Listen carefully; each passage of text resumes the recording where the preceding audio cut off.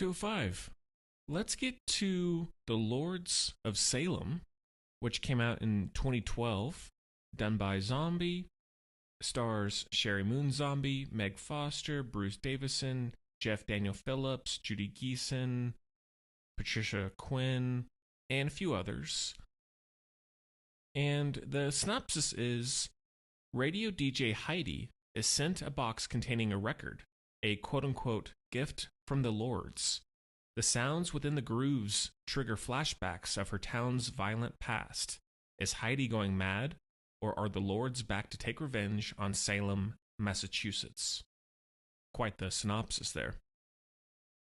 So I had seen this one once before, many years ago, didn't remember a whole lot about it, but then and now that I've watched all of his films, this is still my favorite. I don't think it's a 5 out of 5, but I think it is a very underrated film, especially in the scope of art house indie horror. I feel like if this film had been released under A24 or Neon, one of the more reputable indie production companies, I think this one would have a much better and bigger audience and reputation. And the fact that it's done by Zombie with his normal crew, his normal companies, from what I could gather, it seems to be considered lesser than by many, or not as on many lists as I feel like it could be or should be. One of the best things about this and why it works so well, and it shows Zombie's talent, is that it is by far, at least when it comes to his horror films, it is by far his most restrained stylistically. Like, there's almost no screaming in this whole movie, which is uncommon. Aside from the flashbacks or dreams with the witches, everything else is very quiet. There's a very underlying, brooding score. There's a consistent atmosphere and mood. It's shot really well. A lot of nice, slow zooms and zoom outs. A lot of fixed cameras in other ways, and so it's not constantly handheld and all over the place in your face. There's actually variety there. He seems to pick his spots with that. There's a distance between you and the characters in terms of where the camera is. So there's immediately a more thoughtfulness to this and care from his other films, both before and after this one.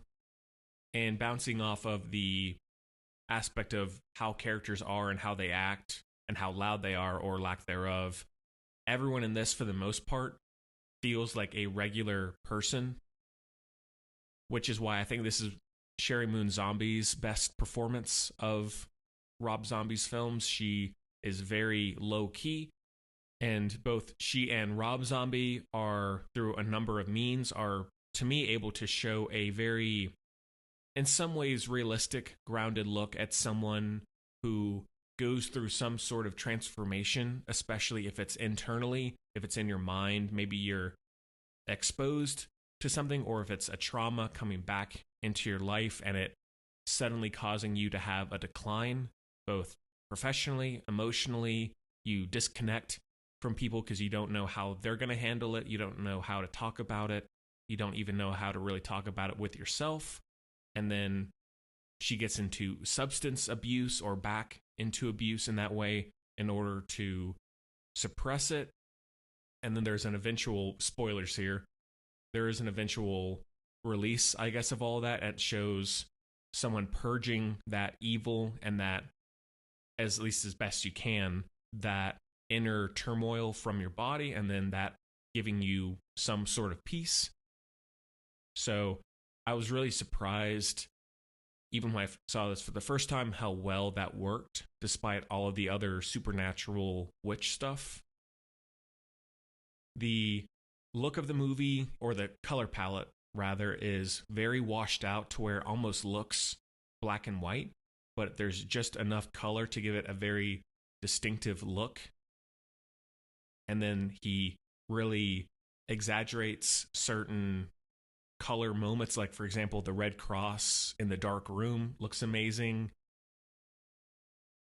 Just the look of Sherry Moon Zombie, I really like in this with the blonde dreads, the tattoos, and then the iconic striped shirt that she wears, and more so in the second half of the movie.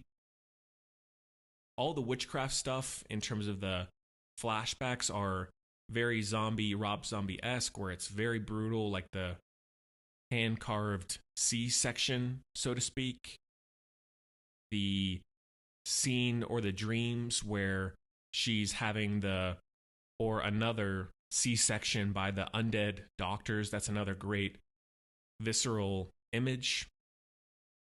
And with the DJ as well as the look of Zombie's apartment with the very elaborate wallpaper, it definitely is calling back to movies like The Fog, the John Carpenter film, as well as The Shining is probably the most obvious one.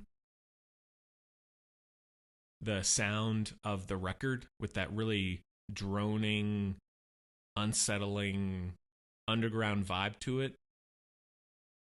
The performances across the board, I don't really have any issues with anyone. They're all very understated. And even the witches, the modern day witches,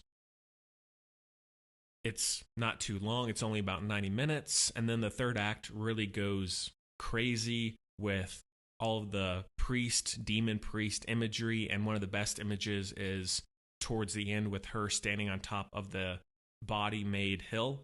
Not to give too much away, but that is definitely one of the best, probably the best images that Rob Zombie has ever done. And that whole third act really is one of his best. But I feel like, as opposed to his other movies, going back into the overall vibe of the film, it just takes its time. You're able to linger with certain shots, with characters in a certain moment when they're going through hell, whatever it might be. You give breathing space to these moments to really let them sink in, as opposed to something like, let's say, House of a Thousand Corpses, which, looking back now, it's just a mishmash of different styles, whereas this, I feel like there's so many things that I remember vividly about it. One odd thing, though, that I just have to point out every time whenever it pops up is there's a scene, it turns out to be a dream sequence, but there's a scene where Sherry Moon Zombie has to give a forced blowjob to a priest. And then there's also another scene where she's sleeping with her butt up in the air, and then her boxers pulled halfway down. And of course, we have to see her butt crack, the top of her butt in full frame, and then follow it as she walks to the door. I'm like thinking, it's just weird. I don't want to be repetitive, but like, it just feels weird that Rob Zombie is asking his wife to do all those things time after time after time after time. And so that always sticks out to me as just strange. Can't help it. Maybe others don't care or notice that, but it's burned in my brain, for better or for worse, or that trope is. I really couldn't recommend it enough. This might be a good one to start with if you haven't seen any Rob Zombie films. And will probably always remain my favorite zombie film. I don't know how much more filmmaking he has left in him, but as of now, this is the crowning jewel. Oh, and another quick visual, actually. The images of the witches, the naked old witches standing in Sherry Moon Zombie's apartment, which is that nightmare reality, don't know which one it is. But the two shots, the one where she walks by the bathroom and the witch is standing in the room there, and then the best one to me is when she comes into the apartment and is playing with her dog, and there's the witch on the kitchen counter. And it's not making a point of focusing on that, but when you see it, it's like, oh my God. It's a very effective, shocking moment in the movie. That one is a light 4.5 out of 5.